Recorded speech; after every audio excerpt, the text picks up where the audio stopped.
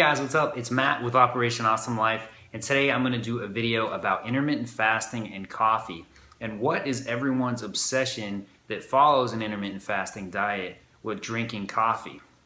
So if you like your favorite cup of joe, and if you like to have your coffee, intermittent fasting is a great fit for you, and here's why.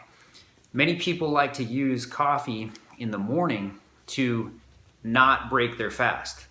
So many people don't eat or break their fast until around 2 o'clock, 12 o'clock, whatever it may be for that individual. For myself and Karen, we like to break our fast at about 2 p.m.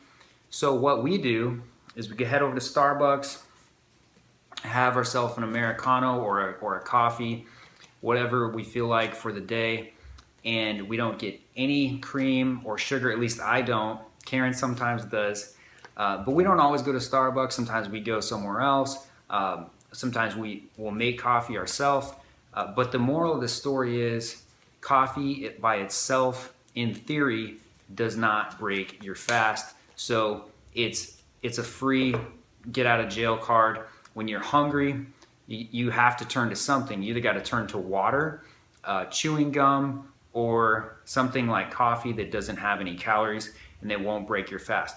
Another benefit of coffee is if you're not too sensitive to caffeine, then having a little bit of caffeine can help you not be as hungry for a couple more hours. So I would suggest waiting to have your coffee as late as possible as well. I like to start my day by having a lot of water and maybe having a coffee around 11:30, 12 o'clock. That way I only have to go a couple more hours after I drink my coffee until I can actually have my lunch.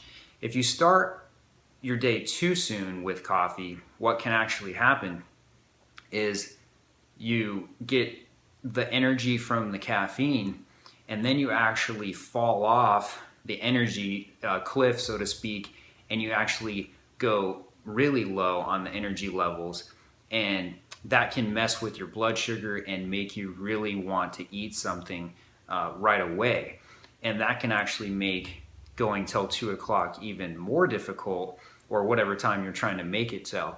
So I would highly suggest, if you are going to implement coffee or tea or something like that in your intermittent fasting diet, I would definitely wait as long as you possibly can. Like I said, it's a great tool if you're not too sensitive to the caffeine. If you are sensitive to the caffeine, you can always go with a decaf. And in fact, I do that a lot of the time. What I have been doing recently, though, ever since I started my new intermittent fasting diet plan about 6 weeks ago, is I have been going with roughly 2/3 decaf coffee, and then the other third I'll do caffeinated coffee.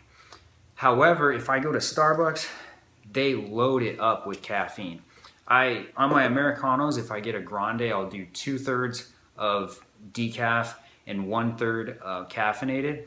And a lot of times when I do that, it will be way too much coffee. In fact, this one that I have right here that I'm showing you, I've actually had this for 2 days because I started drinking it, and no joke, about a third of the way into it, I was feeling so much energy and just too much. So I had to stop yesterday, and I'm not even completely finished with it yet today. So I hope this helps you guys understand the whole relationship between intermittent fasting and coffee, and how it can be an important tool that you can use in your intermittent fasting journey and in your intermittent fasting diet to really help you to hold off on breaking your fast as long as possible, as long as you don't have the coffee or the tea too early in the day. So hopefully this helps you guys. If you like this video, I'd appreciate it if you could like it, comment, share. With that being said, have an amazing day, and I'll talk to you again soon.